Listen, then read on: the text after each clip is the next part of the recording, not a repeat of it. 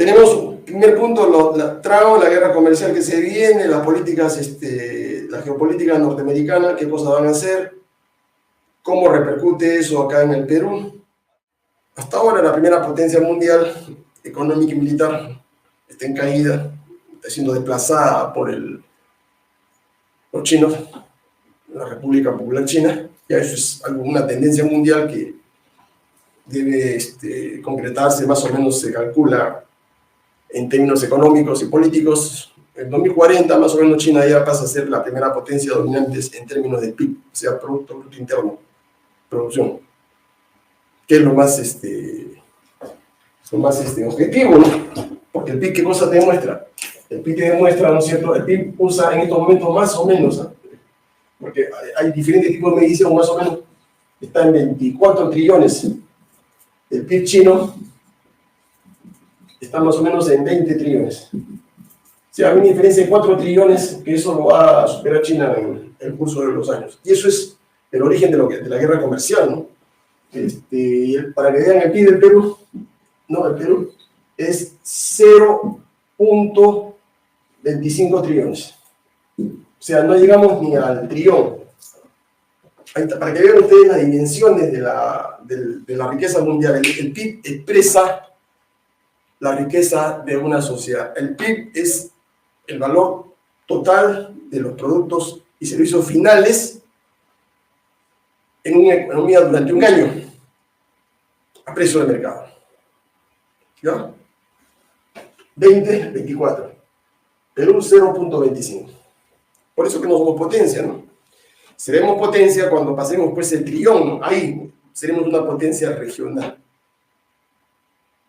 Y eso es lo que nosotros desde el partido lo podemos hacer con un gobierno de gente honesta, de gente capaz, de equipos técnicos. Porque la economía no crece por generación espontánea, hermanos. La riqueza de la economía es la ciencia económica. No es pues un arte, ¿no? La ciencia económica no es un conjunto de artificios. La ciencia económica, los economistas pensamos en forma concreta. ¿Cómo crear riqueza donde no existe? ¿Sobre la base de qué? Fundamentalmente sobre la base de los factores fundamentales en la producción de una sociedad, ¿no? Los factores fundamentales son los recursos naturales, más la tecnología, más la inversión, puede ser pública o privada, ¿más qué? A ver, ¿quién me dice? Naturales, tecnología, la fuerza laboral, el trabajo.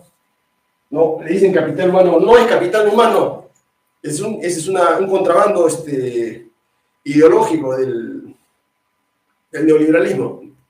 Es una contradicción, porque el capital no genera riqueza, el trabajo es el que genera riqueza.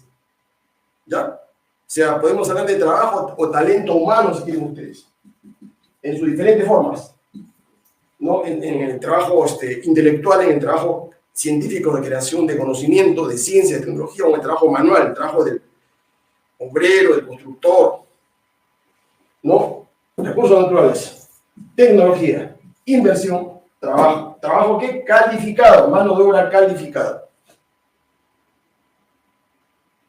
Esa es, ¿no es cierto? Y para mí, ¿no? Para mí, más mercados. Sin mercados estamos muertos.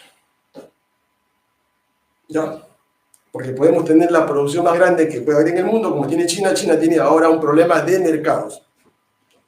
Porque si se le cierran los mercados, el mercado norteamericano,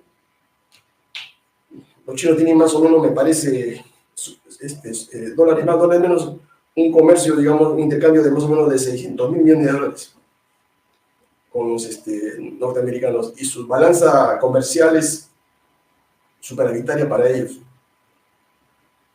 Lo ha sido siempre desde hace 30 años. Por eso que los chinos han crecido, son una potencia mundial, ¿no? Ahí está la clave. ¿Está claro entonces, hermanos? Para no diluirnos, este es los tres temas. Vamos a empezar por lo de Trump. Entonces, la riqueza de una sociedad es esto. ¿Qué cosa es lo que tiene el Perú? El Perú lo único que tiene son recursos naturales. Esto es lo que tenemos. Que están ahí en los socavones, que están allá en los cerros, que están en el mar, donde quieran. Una riqueza. Tecnología no tenemos, porque el neoliberalismo nos condenó, ¿no es cierto?, a ser parias, a no desarrollar tecnología. ¿Por qué? Porque nos desindustrializó y nos creó un modelo educativo de tipo memorístico. Las universidades se convirtieron en fábricas de titulación, donde no se investiga, y la tecnología nace de la investigación. ¿Por qué? Porque yo soy un investigador nato y sé cómo se genera la tecnología. Y con mis colegas allá en la Facultad de Ingeniería intercambiamos ideas. Si no hay una investigación pura anterior, es imposible generar investigación aplicada sobre lo que se basa la tecnología. Y eso solamente se pueden hacer en las universidades públicas, en los institutos públicos. Las entidades privadas, las universidades privadas no generan tecnología, no les interesa a ellos, hermano. Ninguna universidad privada, excepto la católica, donde también estudié yo, pero de una manera marginal, ¿ya? Y siempre financiados por grandes corporaciones. ¿Por qué? Porque a la mayoría de empresas, de universidades privadas, les interesa solamente tener profesores de pizarra y tiza o plumón, y jamás van a implementar laboratorios, van a implementar, digamos, equipos tecnológicos en las universidades. Todo memorístico en 5 años y te dan un cartón. El negocio de ellos es cobrarle, ¿no es cierto?, las pensiones durante los 5 años, un promedio más o menos de, así, grosso modo, ¿no es cierto? Son pensiones que te llegan al año más o menos 15.000 por 5, te sacan un promedio de 100.000 soles. Y eso es, con los gastos adicionales, 200.000 soles te cuesta una carrera acá en el Perú. No les interesa generar ciencias. O sea, la ciencia está en la universidad pública, donde también la investigación ha decaído, ¿no? Por falta de presupuesto, por falta de... No hay investigadores, porque la investigación necesita dedicación, necesita tiempo, necesita financiamiento, necesita líneas, necesita equipos, necesita laboratorios. Inversión. Tenemos poca inversión pública, porque la inversión nuestra, lo que podríamos capitalizar a través de excedentes del 100% del pastel, ¿no es cierto? Si esta es la riqueza del Perú, este es el 100%, solamente se queda en el Perú un 20%. El 80% se va al exterior. Es imposible, pues, hacer políticas de inversión, ¿no?, con dinero público. Entonces, ¿quién hace? Nos roban este dinero del 80% y luego eso regresa como préstamos. O sea, nos roban y nos devuelven como préstamos.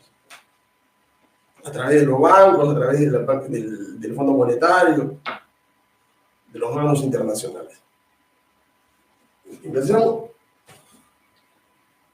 Fuerza laboral. Tenemos 80% informales, 20% fuerza laboral formal, pero a esa fuerza laboral le falta calificación, hay que tecnificarla.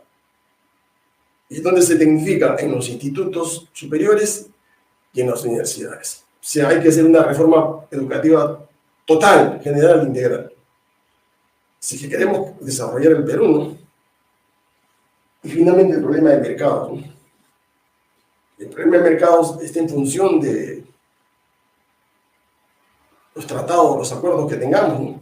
Porque solo, como piensan Tauro Malas, el nacionalismo tiene ese problema, ¿no?, de cerrarse, de encapsularse. Ningún país ha logrado desarrollarse si que se encapsula.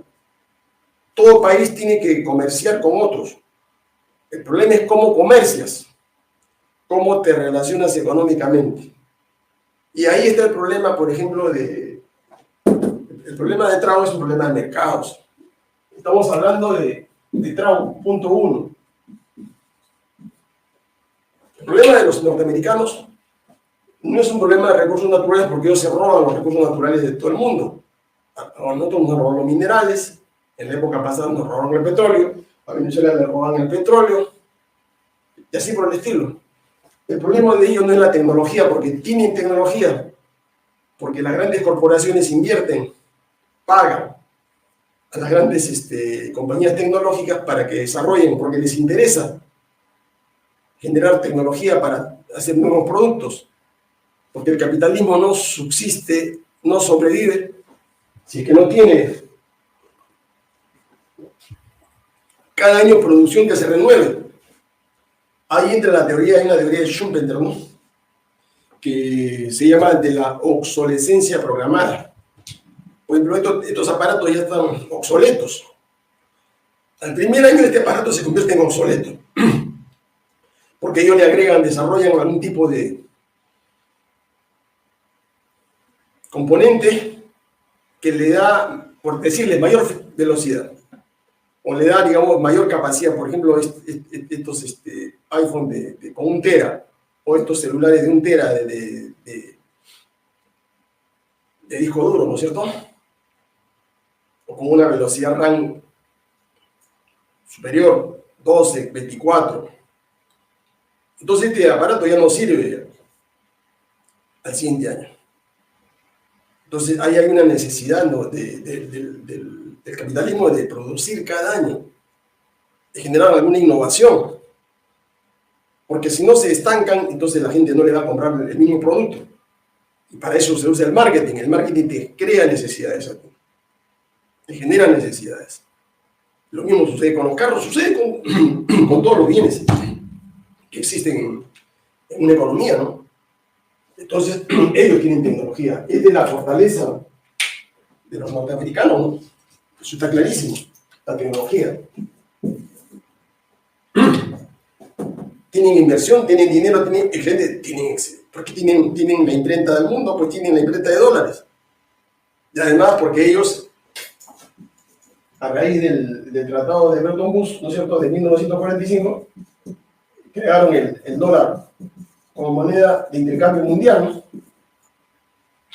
Entonces su fortaleza está ahí, y tienen todos los organismos internacionales, fundamentalmente económicos, para dominar el mundo. Tienen el Banco Mundial, tienen el Fondo Monetario Internacional, a través de lo cual dominan a los cerca de 190 y tantos países que existen, excepto China, excepto Rusia y esos 2 países sobre todo, que están fuera de la dominación norteamericana. O sea, ahí está la fortaleza de los gringos, ¿no?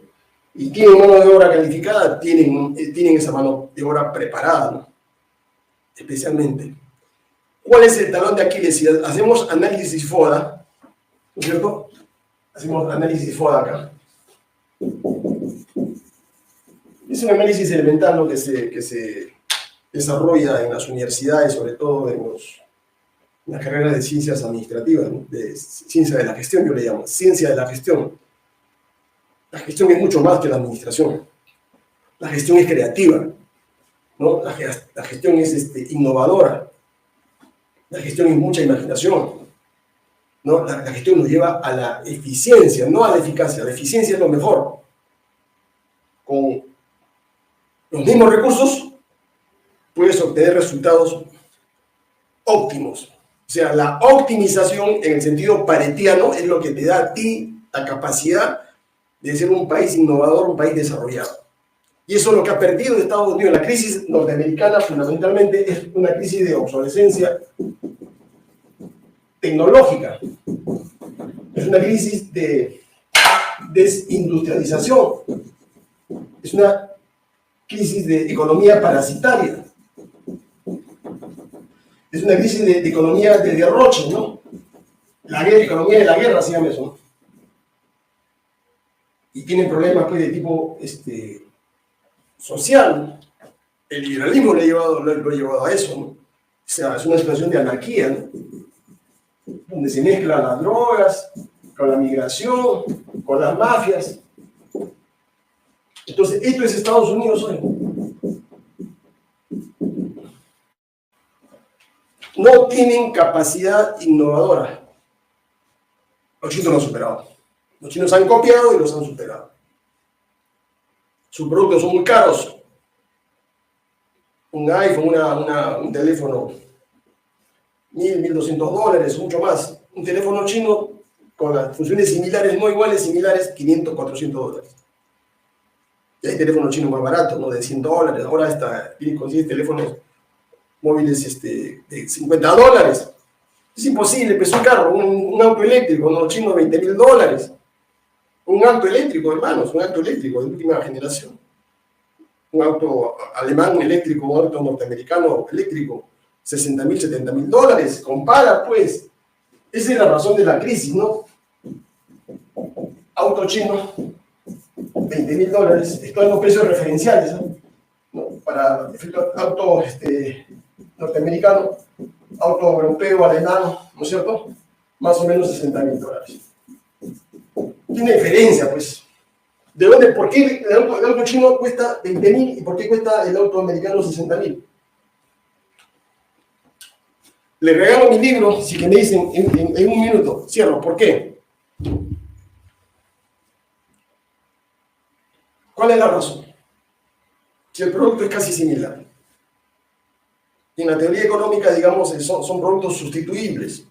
Son productos similares.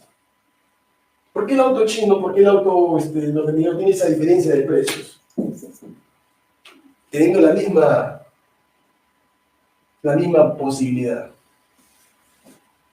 ¿Ya? No es oferta y demanda. Esa es la teoría neoliberal. No, no es oferta y demanda. Porque la oferta y demanda no te genera, ¿no es cierto? Riqueza, lo que te genera es especulación. Es el modelo de suma cero. Pero la mano de obra es un factor secundario.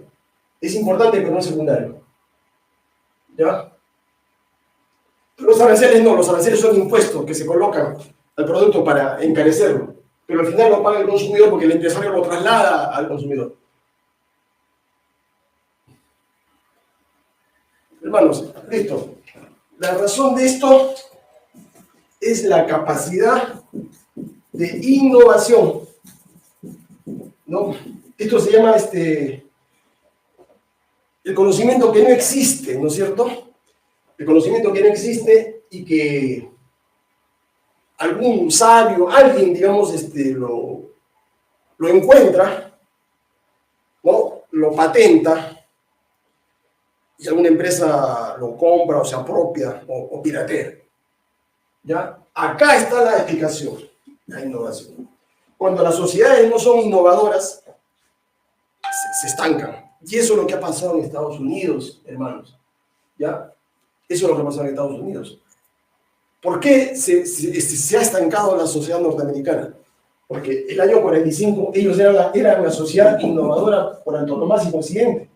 Entonces se convirtieron en dueños del mundo. Habían ganado la guerra, le habían dado dinero a las Alemania, a las potencias europeas, Alemania, Italia, Japón, Francia, Italia, para que reconstruyan su guerra. O sea, ese dinero vino de la maquinita, ¿no es cierto? ¿No? Que Estados Unidos usó con su imprenta. Es el mismo modelo que usó Hitler, ¿no es cierto? Con su banquero. Acuérdense ustedes del banquero de Hitler, ¿no? Es un modelo que tiene raíces keynesianas. O sea, hay un fuerte componente del gasto público que es inversión pública, no es inversión privada, porque los países están quebrados. ¿Quién se va a querer meter en un negocio de reconstruir un país? Porque va a ganar poco. Los empresarios privados entran donde hay una rentabilidad mínima de 30%. Y acá la rentabilidad era mínima, 5 o 10%. Entonces ellos tenían la máquina y comenzaron a imprimir dólares. Ahí arranca el problema de hoy día, ¿no? ¿Cómo financiaron la reconstrucción de Alemania, de Italia, de Europa? Por eso que ellos son dependientes, son satélites de los norteamericanos. Los norteamericanos le dijeron, nosotros te damos el dinero para la reconstrucción, pero tú te pones de rodillas, o nos obedeces, la OTAN, el Banco Mundial, el Fondo Monetario, todo lo vamos a manejar nosotros los gringos.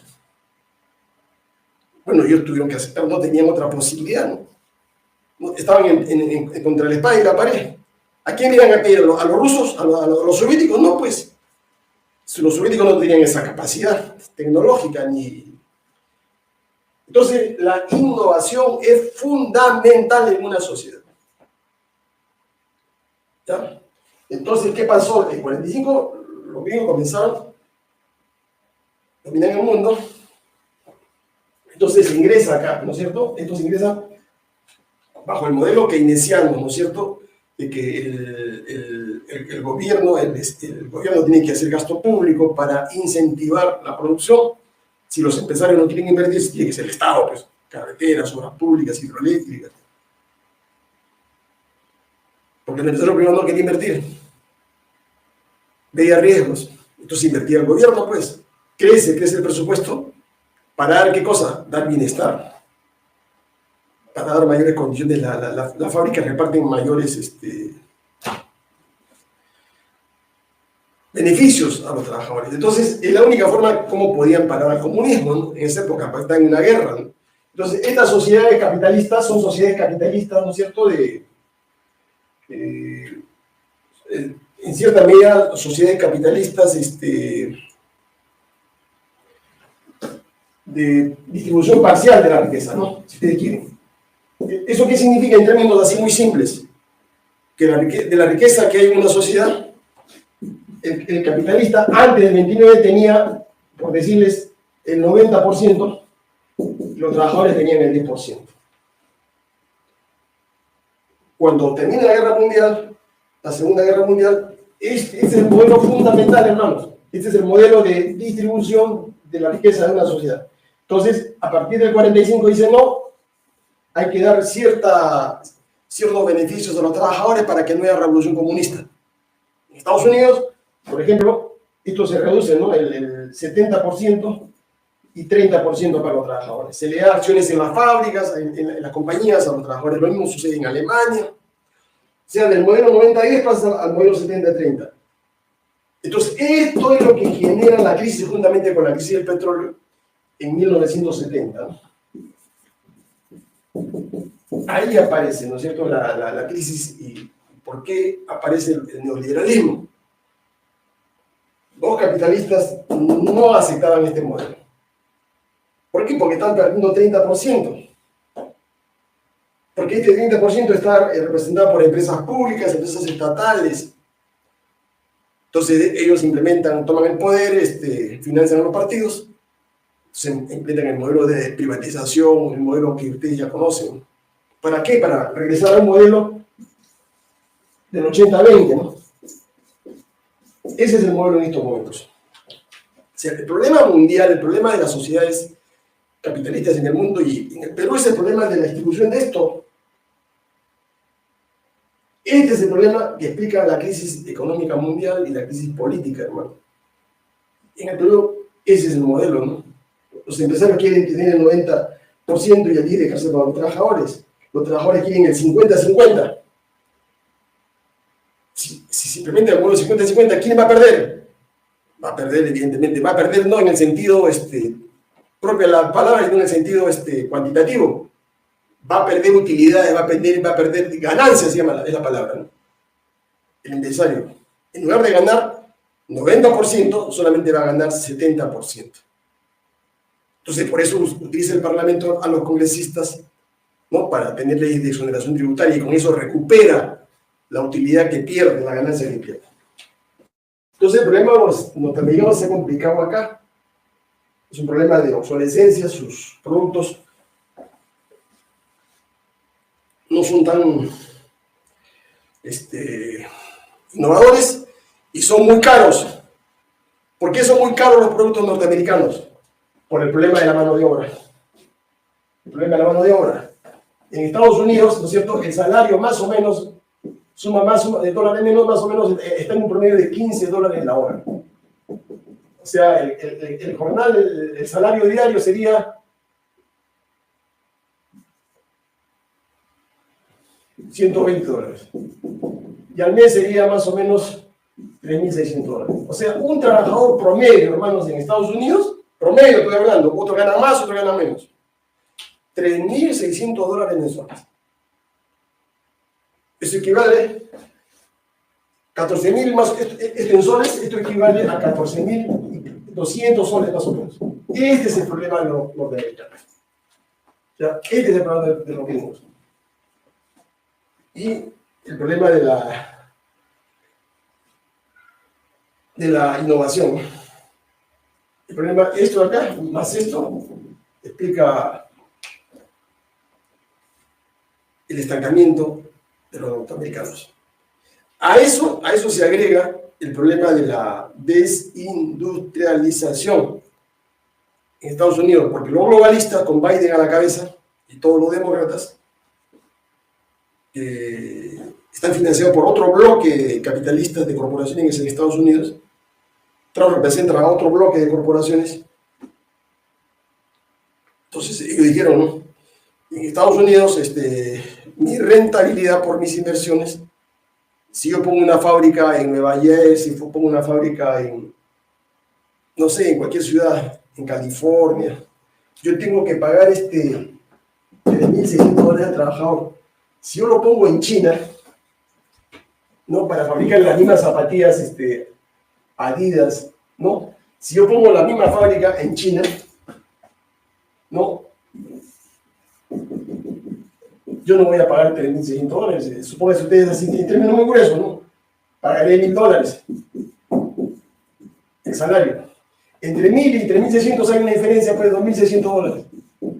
Entonces, esto $2.600 es la razón de ser, de por qué los norteamericanos, por qué los alemanes, por qué los ingleses, por qué los italianos se llevan a las fábricas a China o a Vietnam ahora. Es una rentabilidad bruta, es una ganancia sin hacer nada, solamente por tener tu fábrica en China. Porque el producto es el mismo, el producto es esto, el producto es esto, este producto es el mismo, pero este producto no lo fabricas tú en Estados Unidos. Este producto los vas a fabricar en Pekín, en Shanghái. Y solamente tienes que pagar $1.000 al trabajador. Acá le vas a pagar $3.600. Vean ustedes la diferencia. Inclusive hay economías donde le pagas $500. Como en Pakistán, como en Indonesia, ya hay semi-esclavitud. En el Perú, tú pregúntate, sueldo mínimo, 1.100 y pico. ¿Cuántos dólares representan eso? No llega ni a $300, me parece.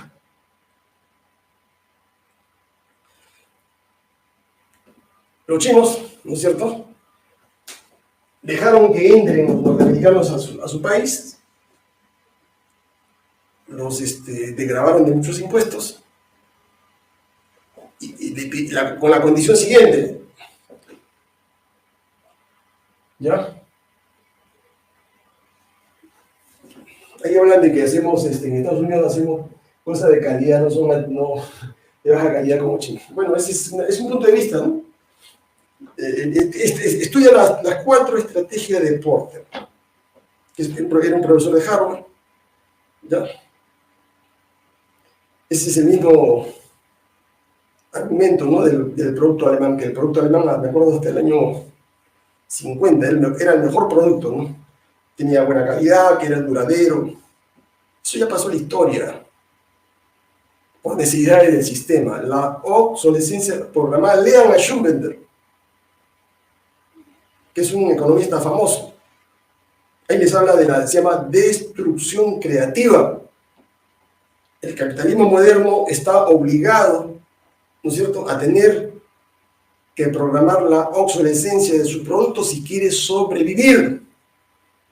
Y tiene que renovar continuamente su tecnología, su capacidad. ¿Ya? Entonces,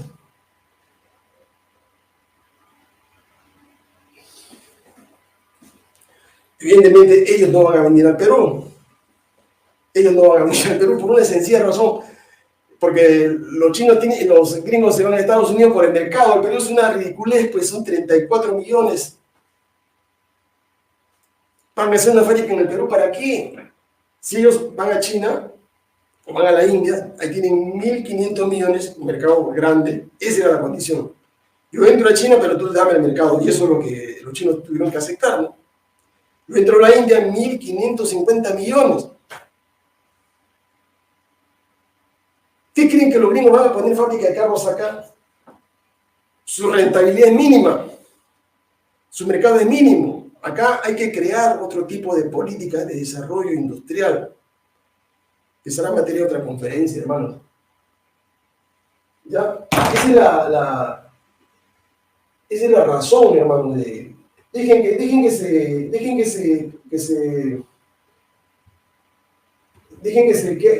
digan lo que quieran los troles, hermanos, son gente descerebrada, que lo que quiere es perturbar, digamos, es gente tan incapaz, es gente que no tiene criterio, digamos, racional, lógico, para entender las cosas. No han leído, hermanos, esta gente no ha leído ni siquiera este libro, y acá paso ante este hecho, ¿qué cosa es lo que ha hecho Trump? Miren, si siguen así, con este modelo, China del 2030 los ha podido prácticamente superar. Entonces, Trump cree erróneamente que el problema se ha generado por la política desindustrializadora de los globalistas. ¿Por qué? Porque los globalistas le dan mucho más importancia a la cuestión financiera, a la cuestión del negocio de préstamos, del cobro de intereses. Ese es el negocio para un globalista, para un financiero. Entonces, Trump no entiende, ¿no? ¿Por qué en Estados Unidos no producimos los carros, los Ford, los Chevrolet y los vendemos acá, en Estados Unidos, y cerramos los mercados para que no entre producción china? Es que el mundo no se maneja así. Tú no puedes cerrar la economía de un país y decir solamente voy a producir los productos con mis trabajadores, como piensa Antonio Humala, solamente para que consuman los 35 millones.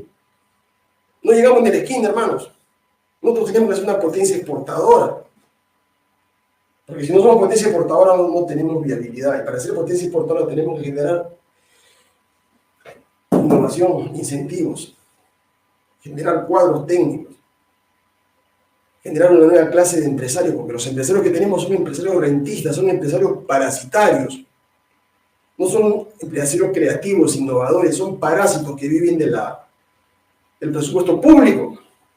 Eso es lo que mucha gente no entiende. Todos los que están en la CONFIT, todos los que aparecen en la televisión como supuestamente empresarios, ¿ustedes creen que los 4 bancos acá en el Perú, el Banco de Crédito, el Banco Interbank, Continental y el Scotiabank, estos 4 bancos que son los que tienen, es el cártel de bancos en el Perú, podría sobrevivir en Estados Unidos? No sobreviven, hermanos. Quiebran automáticamente. Porque ahí no tienen la rentabilidad que tienen en el Perú, porque acá están protegidos por Julio Velarde, por el BCR, por la tasa de interés, por los gastos que ustedes pagan de tarjeta y una serie de cosas. O sea, el negocio bancario y financiero en el Perú es un negocio agiotista, de especulación. Es el parasitismo financiero, hermano. No generas por tu innovación, sino genera porque estás protegido por una ley de bancos que te da a ti, a los 4 grandes cárteles, esa posibilidad de cobrar lo que te da la gana con intereses. Y el cliente, acá en el Perú, es esquilmado, ustedes no se dan cuenta. Viven para pagar deudas, para atender 1 o 2 tarjetas con la que pagan la otra tarjeta. Es un gran carrusel esto. Entonces, esos bancos no durarían. Entonces, Trump cree, ¿no?, el nacionalismo que va a fabricar el MAGA, ¿no? Make again Green America, o sea, hacer de América otra vez grande. ¿Estados Unidos alguna vez fue grande? Sí ha sido grande en la década del 40, 50, hasta el 60, porque en el 60 comenzó a perder. Los japoneses los apabullaron con su producción, con los carros. Eran mucho más innovadores los japoneses. Venían de una guerra donde fueron derrotados, donde le metieron bombas atómicas, y el espíritu de revancha de los japoneses se extendía a la actividad empresarial. O sea, los japoneses fueron los mismos antes que los chinos que se metieron al mercado norteamericano. Y los japoneses lograron meter mercancía, digamos, mucho de mayor calidad que la producción americana, porque la producción americana es parasitaria, no es la de antes. Y luego han entrado los chinos, ahora entrarán los hindúes, pero te van a cerrar. Entonces, si cierran, viene la gran paradoja, ¿no? La gran paradoja. ¿Cuál es la gran paradoja? Y este es el cuadro, ¿no es cierto?, actual. Estados Unidos está en decadencia económica por la obsolescencia tecnológica, por la desindustrialización, por la economía parasitaria y por la suerte de anarquía social que existe. Su economía es una economía de derroche y una economía de guerra. ¿Ustedes creen que las guerras son gratis? El presupuesto de Estados Unidos, miren, si el PIB, si la riqueza anual de los norteamericanos, más o menos de 24% su presupuesto, el presupuesto de los gringos, una cosa es el PIB, no confundan Producto Bruto Interno, la cantidad total de bienes y servicios producidos por privados, públicos y todos en una sociedad, 24 trillones, su presupuesto, el presupuesto general federal, más o menos, dólares más, dólares menos, llega a un promedio de 5 trillones. 5 y punto, llega casi a 6. O sea, acá es más o menos el 25-30% del presupuesto del PIB. Y su déficit más o menos está cerca de 900.000 millones de dólares. Pregunta, ¿no? Este presupuesto es el que financia la guerra en Ucrania, es la que financia en la guerra en Israel, en Palestina, y todas las guerras que hay en el mundo. Con ese presupuesto se sustenta, ¿qué cosa? Las cerca de 280 bases militares que hay en todo el mundo. Toda la tropa norteamericana. Y eso cuesta, pues, hermanos. Y eso más o menos son cerca de 2 trillones de dólares. ¿Quién paga eso? ¿Lo pagan los extranjeros? No, eso lo paga el propio pueblo norteamericano en sus impuestos. Y otra parte viene del endeudamiento.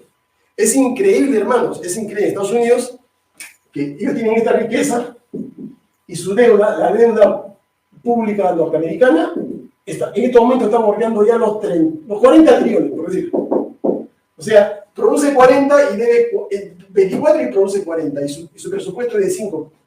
Es una locura. Debe 40 trillones y produce 24. ¿Y cómo vas a seguir financiando las guerras? ¿Y cómo se financia la guerra? Con la emisión, pues, con la emisión, con la imprenta. Tú pagas los cohetes, pagas los aviones, pagas las balas, pagas los tanques, con estos billetes. Esto lo fabrican ellos. Con esto sostienen el complejo industrial militar. Más o menos producción de cerca de 300.000 millones de dólares. Para la guerra, no para generar vida. Entonces, eso te está generando un déficit fiscal. Déficit fiscal. La regla que dice, no, el déficit fiscal no debe ser mayor del 3%. El déficit fiscal está cerca de 5.5 o 6% del presupuesto. Es el presupuesto financiado. Entonces, transversalmente, esto es insostenible. Entonces, ¿qué cosa va a hacer frente a eso? Entonces, ahí están las medidas ejecutivas que dio. Medidas ejecutivas dadas por Trump, órdenes ejecutivas. Vamos a ver la parte económica para luego ver la parte de migraciones. Ya, reforma del gobierno. Para eso ha creado un departamento de eficiencia gubernamental. No, se lo ha dado a quien ha jefaturado a millonario, a Elon Musk, al sudafricano. ¿Qué cosa busca ese departamento? Austeridad. Hay que reducir el costo del gobierno, es decir, reducir el déficit fiscal. ¿Lo va a poder hacer? Imposible. Imposible. Porque va a tener la oposición del otro partido. Y la mayoría, pues, de empleados del gobierno, ¿no? Que viene el sueldo del Estado. De congelación de los contratos federales. ¿No? Trump ha prohibido, digamos, contratar personal federal, salvo el ejército. ¿Ya? Y después ha comenzado a recortar, ¿no? A recortar financiación. Por ejemplo, se ha salido de la OMS, la Organización Mundial de la Salud.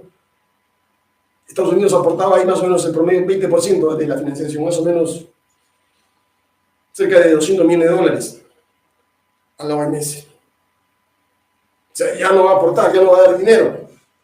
ha prohibido que por el momento transfieran dinero a otros países, a Ucrania. Por eso se va a precipitar la victoria rusa. Porque sin financiamiento, sin ayuda norteamericana, ¿cómo vas a pagar la tropa? ¿Cómo vas a pagar los tanques? ¿Cómo vas a pagar la logística? Porque la guerra la han estado financiando los norteamericanos. Entonces, en economía está declarando la austeridad. Porque tiene este hueco, porque tiene el déficit fiscal que cerrar, si no se sigue hundiendo. Entonces, ¿cuál es la salida? Le está hablando mercados. Entonces, la salida es recurrir a una política ortodoxa, ¿no? del siglo XVII. ¿No? La política de mercado, la política económica es una política proteccionista. Y el proteccionismo lo que se utiliza fundamentalmente son los aranceles. ¿Qué cosa es un arancel? Arancel es una carga que grava la importación de un producto extranjero. O sea, ¿cuál es el efecto? El efecto del arancel es incrementar el precio del producto. Teóricamente es una barrera, ¿no?, al ingreso de mercancías. Si incrementa el precio del producto, o sea, encarece el producto extranjero. Por decirles un ejemplo, ¿no?, para que ustedes vean cómo juegan los aranceles, que es el instrumento que Trump quiere hacer, pero le va a hacer el tiro por la culata. Acuérdense de mí. Los economistas que saben de economía saben perfectamente los efectos de cualquier medida que se tome, hermano. Un aumento del sueldo mínimo, un aumento de la tasa de impuestos, de la tasa de interés, tiene un efecto. Si un auto chino, hoy, ¿no?, eléctrico, ¿no?, supóngase, cuesta $20.000, frente a un auto norteamericano, promedio, no eléctrico, ¿no?, que te cueste $40.000. Norteamericano o japonés o alemán. O sea, estrategia de Porter, ventajas, se llama ventajas competitivas. ¿Cuál es la estrategia más fácil de un empresario cuando quiere meterte, conquistar un mercado? Pues de nichos, ¿no? Nichos es muy trabajoso. Liderazgo en costos. Liderazgo en costos. Entonces tú tienes un producto más o menos bueno, similar al producto norteamericano, pero el carro chino cuesta $20.000 y el auto norteamericano $40.000. Evidentemente, pues si los chinos ofrecen su producto al mercado norteamericano, los chinos van a barrer, pues acá, si supone que te haga Ford, Chevrolet, y acá está, no sé, los carros que fabrican el Chang'e, no sé, los chinos, Chang'an. El norteamericano, por una cuestión, eso se llama decisión del consumidor. Si los productos son similares, si cumplen las mismas funciones, cualquier consumidor va a elegir el producto que tenga menor precio. Entonces los chinos se han entrado con liderazgo de costos y han logrado, pues,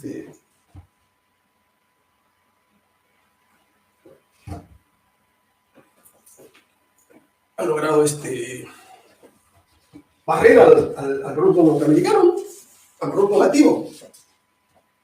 Tienes dos productos. ¿Cuál prefieres? Cumplen la misma función, este o este. Este cuesta $20.000, este cuesta $40.000. Pero hacen la misma función a nuevo y prefiero el de $20.000. Entonces, si sigue así, sin hacer nada, Trump, evidentemente los chinos se lo van a comer completo, pues, hermano. Entonces, ¿qué dice? ¿Cómo paro, digamos, esa oferta china? ¿Cómo paro esa producción china? ¿Cómo los detengo ellos? La única forma es aplicarle aranceles, ¿no? O sea, encarecer el producto.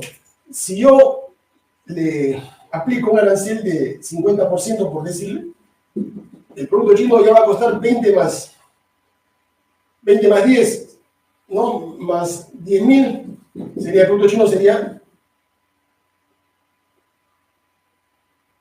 $30.000. ¿Ya? Y si le aplico un arancel del 100%, que es lo que quiere hacer Trump, si le aplico un arancel del 100%, el producto chino costaría $40.000. 20 más 20. Si le aplico 100% arancel, 20.000 más 20.000 sería 40.000. O sea, el producto chino en el mercado costaría $40.000, que es similar, ¿no es cierto?, al precio del producto americano. Pero acá hay un problema. $40.000 no es el precio real del producto. En realidad, el producto cuesta 20.000, sino que el gobierno le está poniendo un arancel de $20.000 adicionales que estos $20.000 se lo va a llevar el gobierno. Y con eso quiere financiar el déficit fiscal. Pero eso es totalmente perjudicial. ¿Para quién? Para el consumidor. Porque el consumidor es el que va a pagar ese sobreprecio. Porque los chinos, va a ser fácil, ¿no?, trasladan el arancel al costo del producto y generan un producto mejor tecnológicamente, y entre dos productos que valen lo mismo, la gente el consumidor, la psicología del consumidor va a elegir el producto que le ofrezca mucho más posibilidades alternativas.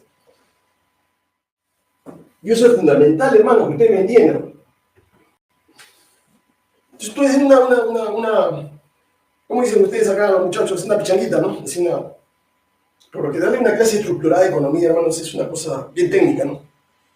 Y tendría que hacerle a ustedes cuando estadística, con carreras de computadora, con el SQL, con el Python y todas esas cosas, no con econometría, con modelos. Pero esto es mucho mejor, ¿saben por qué?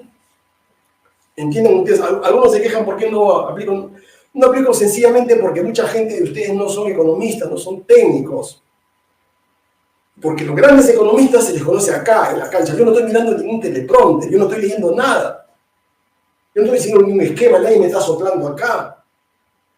Esa es la estructura que he hecho de una conferencia, porque yo preparo una conferencia sobre grandes temáticas, desarrollo de información.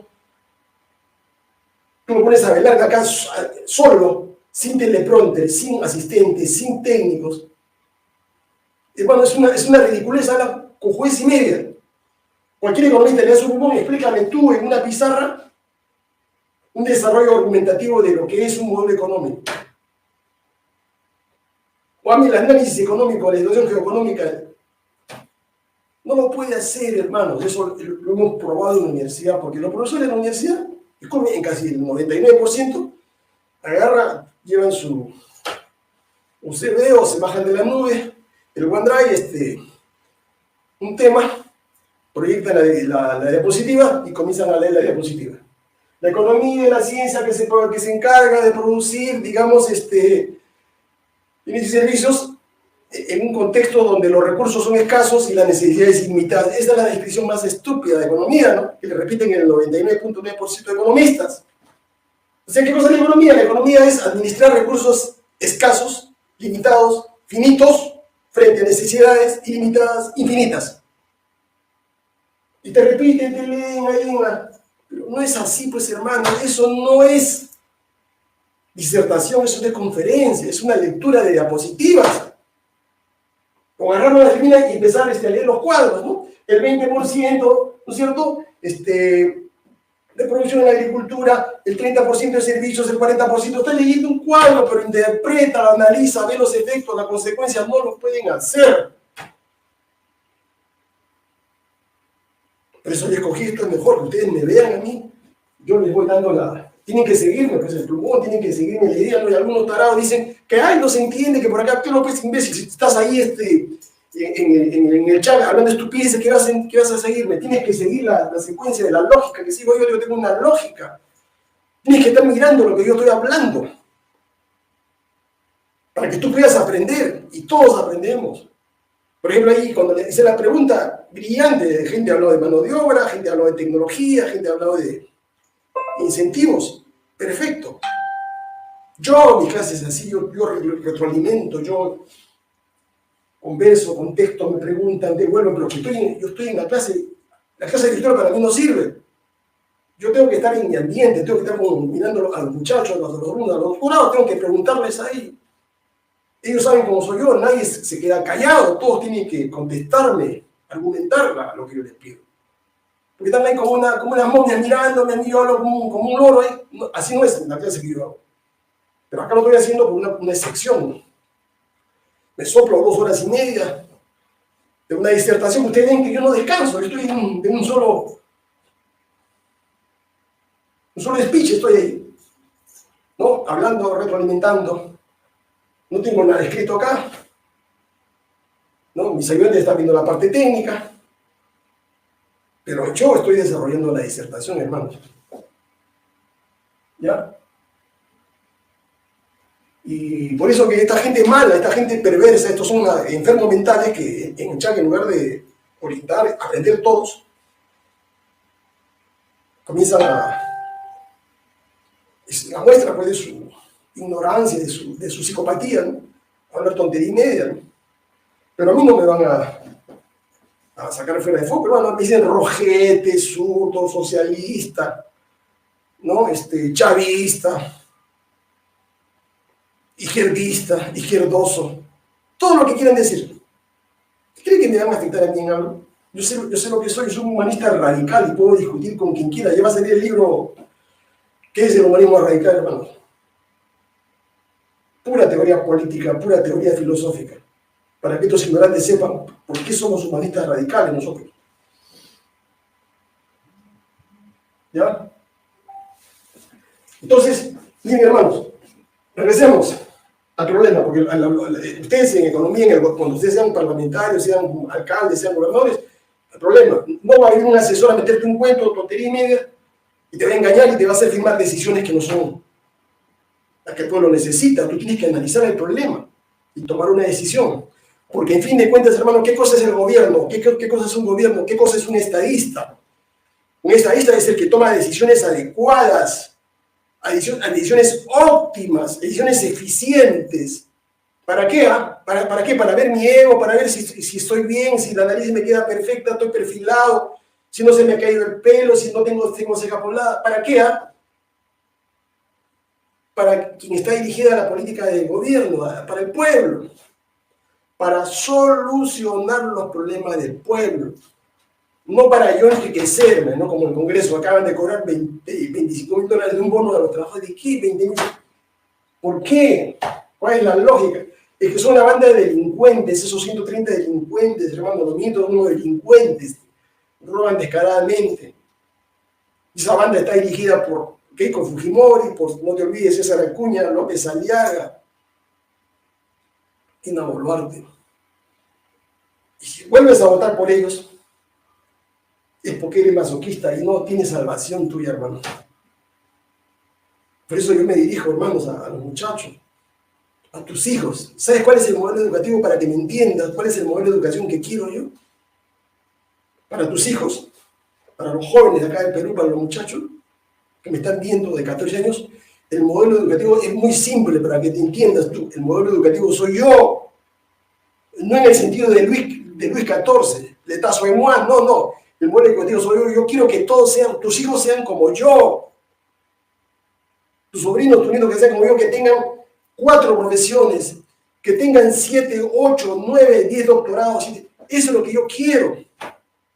Tú me decís, es un sueño, mentira, demagogo. Pero si yo lo he hecho, ¿y cómo no lo puedes hacer tú, muchacho? O con esta super tecnología que hay ahora. Yo lo hice con la tecnología vieja pasada.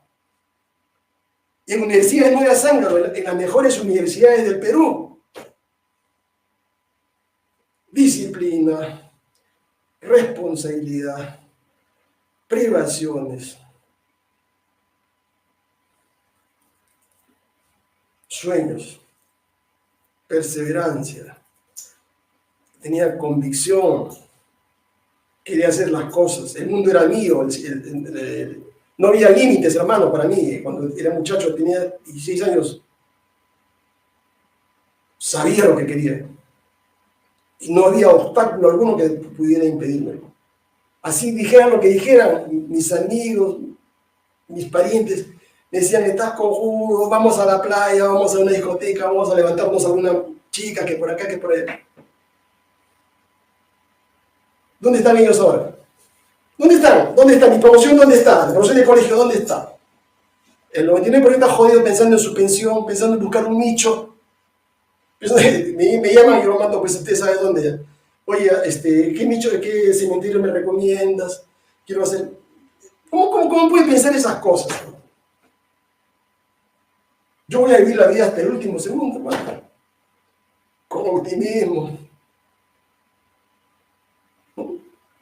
porque la vida es una situación temporal. Hay que saber vivirla. Yo la digo sin problemas. Yo la digo sin necesidades. Porque a los 30 años yo había trabajado como una bestia, como un burro, y logré solucionar mis problemas económicos. De los 30 hacia adelante todo ha sido cosecha. Porque supe decidir. Supe decidir. La vida es decisiones buenas, eficientes. Si tomas una mala decisión, si escoges la pareja que no articula contigo, te vas al hoyo, vas a estar metido en juicio de alimentos, en problemas, que te quitan el hijo, patria potestad, que la familia te odia, que te viene el cuñado, que te pega, que por acá, que por ahí. Tienes que saber tomar decisiones. Y en una clase más privada les hablaré de la psicología de la persona, hermano. Cómo tener un espíritu optimista, cómo ser ganador, cómo afrontar la vida. Pese al contratiempo, porque siempre va a haber problemas. Uno tiene problemas de salud, problemas familiares, problemas laborales, pero uno tiene que salir, mientras vivas tienes que salir adelante. No te puedes deprimir, carajo, está prohibida la depresión, está prohibida la ansiedad, está prohibido el derrumbe, me encierro en un cuarto, no sé qué hacer, porque por ahí tienes que afrontar el problema. No te puedes hundir, porque estás viviendo, tienes vida.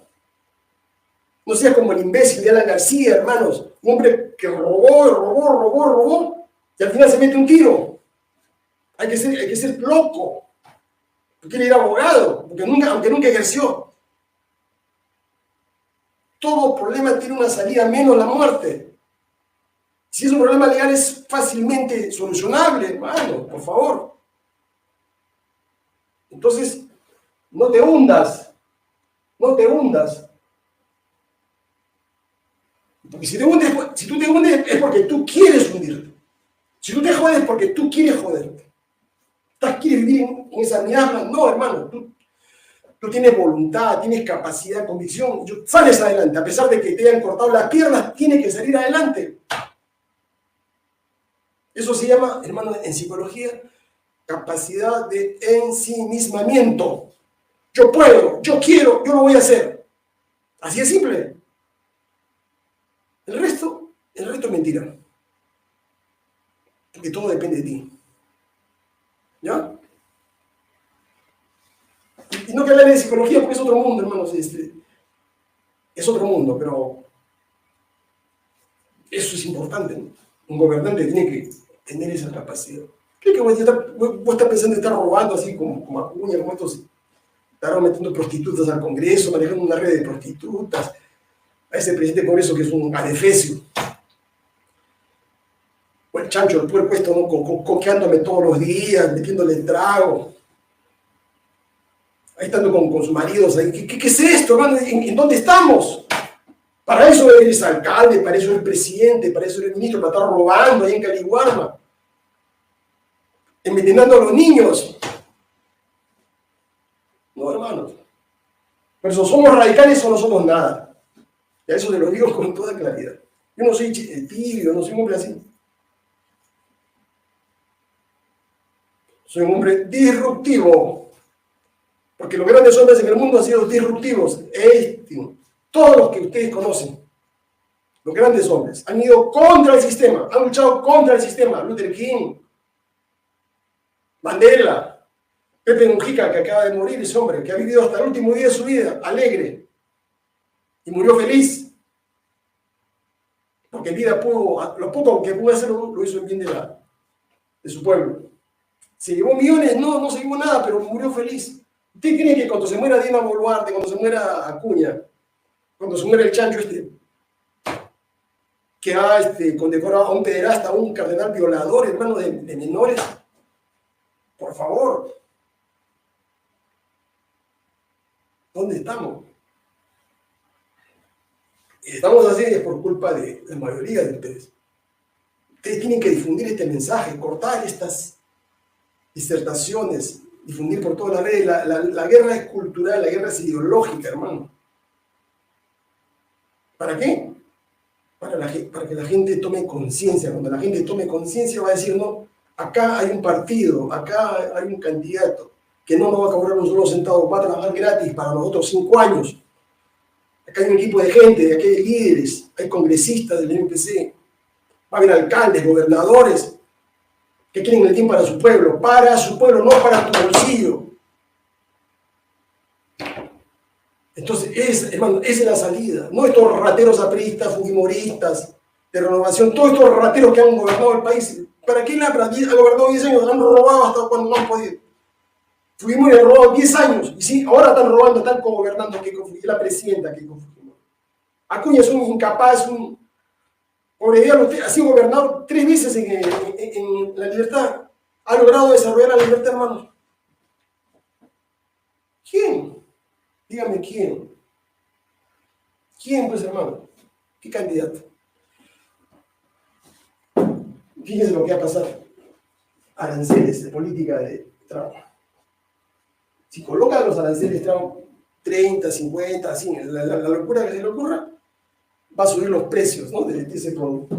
Entonces, el consumidor va a decidir. China tendrá un efecto negativo sobre su venta en Estados Unidos, puede caer en 20-30%. ¿Qué es lo que va a hacer China? El que va a pagar el precio es el consumidor. Díganme, para los chinos la Biblia no es el libro rojo de Mao Zedong, es esto de acá. Smith. Esa política de Trump es totalmente antiliberal, hermano. Una política que aplicaban los mercantilistas, estamos hablando de 1700, hermano. Obsoleta, ¿no? Dice acá, no producir en casa lo que cuesta más caro que comprarlo en el exterior. Ese es el axioma del libre mercado. No producir en casa, o sea, no producir en el país lo que cuesta más caro que comprarlo en el exterior. Tiene que usarse la industria por un camino que le proporcione más ventajas. Miren lo que dice acá, esto pues es liquidador, hermano. Acá yo no soy liberal, pero estoy haciendo pues una interpretación de liberal, más auténtico, es fuente primaria.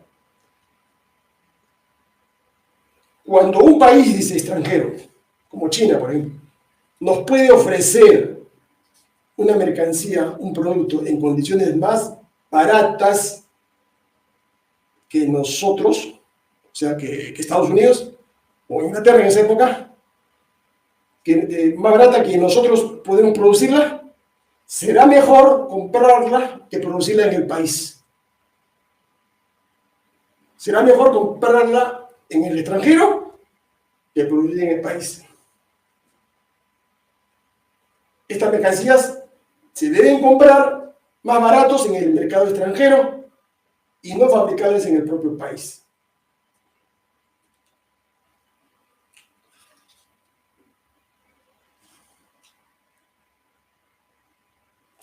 Lo que va a pasar ahora, dice, son tan grandes las ventajas que un país tiene sobre otro, China sobre Estados Unidos, en ciertas producciones, que todo el mundo reconoce cuán vano resultaría luchar contra ellas. O sea, está luchando Trump en vano contra los chinos.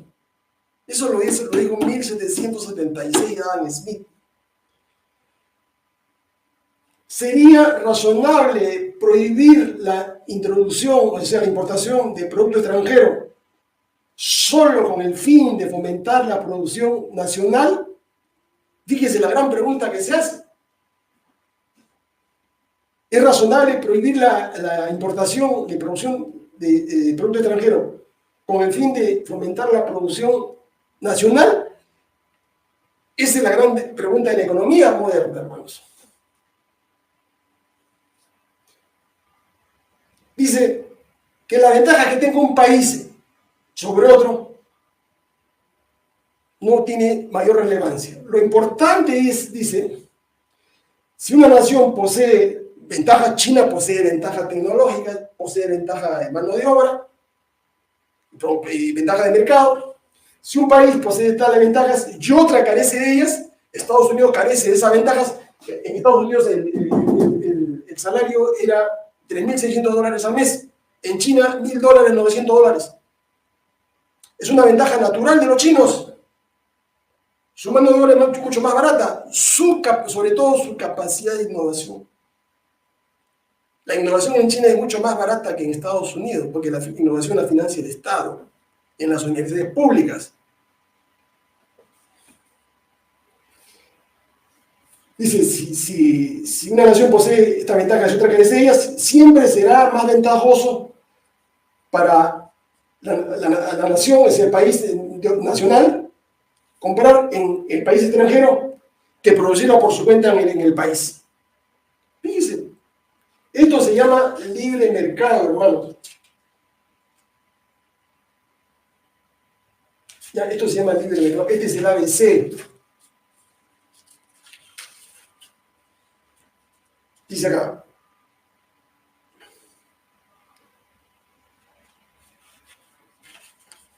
Respecto a los gravámenes. Dice que los gravámenes que se ponen a la producción extranjera son perjudiciales para el consumidor nacional. Dice, porque les obligas a pagar un producto mucho más caro. O sea, el perjudicado es el consumidor.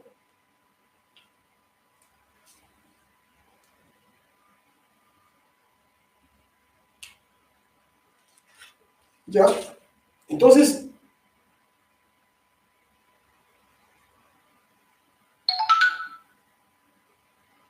ya dice, ¿por qué es necesario, dice, introducir el libre mercado?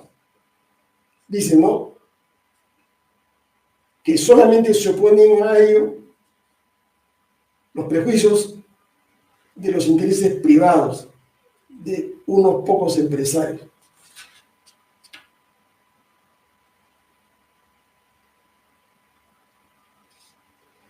¿Ya? Ese es esto es libre comercio. Y contra el libre comercio, que los chinos socialistas, como quieran llamarlo ustedes, los chinos son los impulsores hoy. Este es su libro de los chinos, el libre mercado. O sea, todos los países tienen que abrir sus mercados para que entre la producción china. Entonces, los norteamericanos, los chinos están siguiendo esto, ¿no? La lógica deberían añadir. Entonces, Trump está respondiendo aranceles. No, a chino, yo no quiero prohibirte que entre, pero te voy a poner aranceles, impuestos a la importación. Entonces, acá el que sale perjudicado es el consumidor. Pregunta, ¿Estados Unidos, Trump, va a poder parar el ingreso del producto chino, de carros chinos? No lo va a poder parar. Porque lo que se viene ahora es una guerra comercial. Cuando Estados Unidos grabó 50, 100% de arancel, ¿qué van a hacer los chinos? Van a hacer lo mismo con los productos norteamericanos allá en China. Y se desata la guerra comercial. Y en una guerra comercial se decide de dos maneras. Se decide con guerras militares, así como la Primera y la Segunda Guerra Mundial, que es una guerra por mercados, o se decide mediante, hoy ya no se puede usar ese medio, sería una guerra nuclear. Se decide por la capacidad que tengas tú de tener un bloque económico que te pueda, a ti, país, China o Rusia, que te pueda a ti apoyar para hacer lo que se llama sinergias económicas. O sea, modificar los circuitos de comercialización mundial. Y para ello es fundamental terminar con el dominio del dólar en el mercado internacional, crear una moneda paralela, una moneda BRIC, y con eso los gringos están perdidos. Al aparecer la moneda BRIC, los gringos automáticamente van a caer al foso, porque ya no se necesita usar esta moneda para el intercambio comercial. O sea, en el mediano plazo, los chinos y el BRIC van a ganar esta guerra. Los propios norteamericanos, si Trump aplica los aranceles, lo van a repudiar. Va a crecer la inflación, porque tú, al aumentar los precios del producto, ya no te cuesta 20.000, vas a pagar 40.000 y estás generando inflación. Se subirá la inflación 3, 4, 5, 6%, 7%. Entonces los gringos van a irse contra Trump. O sea, está contra la pared. No puede hacer eso, porque los efectos son devastadores, hermano. para que la inflación caiga, porque la inflación americana estaba en 8 o 9%, está ahorita en 2% me parece, han tenido que hacer una suerte de deflación, han tenido que ver la forma de bajar costos de cierta producción, porque en esta situación no hay otra posibilidad. O lo que ha hecho Milei en Argentina, ha secado la economía, ha reducido, digamos, los créditos para que la gente saque su dinero de los colchones, ¿no? Y está viviendo ahora, lo mismo está pasando en el Perú. Es mala política, hermanos, liberar CPS, es mala política liberar fondos de AFP, porque está acabando con tu ahorro, con tu reserva futura. Lo que tiene que hacerse, hermano, es incrementar los sueldos y salarios. Esa es la salida. Algunos dirán, ¿tiene efectos inflacionarios? Parcialmente. Pero lo único que va a reducir es esto, ¿no? Cuando tú generas, si hoy en el Perú la rentabilidad, ¿no es cierto? El empresario se lleva 85% de la torta y el trabajador solamente gana 15%, lo único que tiene que hacer un gobierno para no generar mayor complicación es reducir la torta, ¿no? Que el empresario gane el 75% y el trabajador se lleve el 25%. Esta es la justicia humanista. Trasladar, ¿no es cierto?, el ingreso al trabajador y reducir la utilidad. Pero eso no van a querer, por eso tienen sus empresarios en el Parlamento. Los empresarios tienen sus parlamentarios en el Congreso. ¿Por qué? Porque si por eso piensan al revés, ¿no? Ellos quisieran tener 85, 90, 95 y dejar al trabajador 5%, o sea, eso se llama esclavitud laboral. Y si haces eso, no va a haber, pues hermano, paz en el Perú, va a haber conflicto, va a haber mucho más delincuencia, va a haber mucho más desempleo. Entonces, si tú generas acá una relación más simétrica, va a haber menos conflicto, va a haber más trabajo, va a haber menos delincuencia. Y si llegamos al óptimo que yo digo, ¿no es cierto?, en el MPC, va a ser 50% y 50%, entonces acá la conflictividad laboral va a bajar la delincuencia, el Perú va a estar mucho mejor. Ese es el camino, hermanos. Ese es el modelo, así resumido, los tres modelos. El modelo de esclavitud y de sobreexplotación, el modelo medio y el modelo humanista. Esto es lo que nosotros queremos. Bienestar para la mayoría.